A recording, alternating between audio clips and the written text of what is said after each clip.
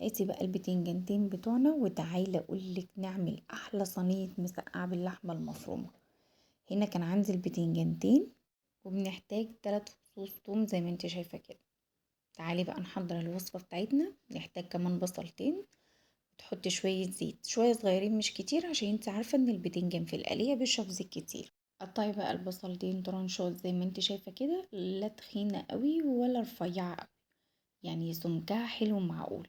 بعد كده بناخدهم نرفعهم على النار، يا دوبك بس بيتبلوا زي ما انت شايفة كده، بتنزلي عليهم بفصين التوم اللي احنا دقيناهم، يا دوبك بقى تشمي كده ريحتهم على النار، وتقومي نازلة باللحمة المفرومة بتاعتك. تحطي بقى فلفل اسود، معلقة فلفل اسود ونص معلقة ملح، ما تحطيش ملح كتير. هاتي بقى البتنجان بتاعنا. بصي طريقة التقطيع هنا ممكن تكون مختلفة عن يعني براحتك، انتي عايزة تقطعي بالطول بتقطعي، عايزة تقطعي بالعرض زي ما انا بقطع كده بتقطعي، عايزة تقطعي القشرة كلها بتشيلي القشرة كلها، مش عايزة تسيب يعني مش عايزة تشيليها بتسيبيها. انا بحب اقطع حتة منها وحتة لا زي ما انتي شايفة كده، بحيث انها ما تبقاش كلها برضو، وبحيث ان انا ما اقشرهاش كلها افقد القيمة الغذائية بتاعتها. بناخد بقى البتنجان نحطه في الطبق بتاعنا وبترش عليه شوية ملح وبتسيبيه.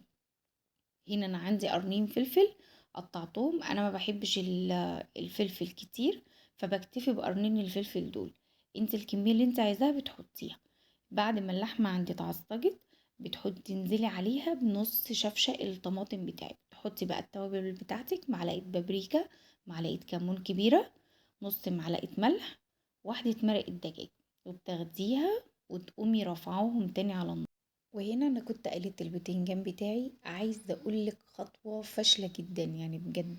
انا عايزه اقولك ان انا كنت معفره البتنجان بالدقيق، وبرضه شرب معايا زيت، فاضطريت ان انا اطلعه على مناديل زي ما انت شايفه كده، بحيث ان ايه اخليه برضه ينزل كل السوائل اللي كانت فيه.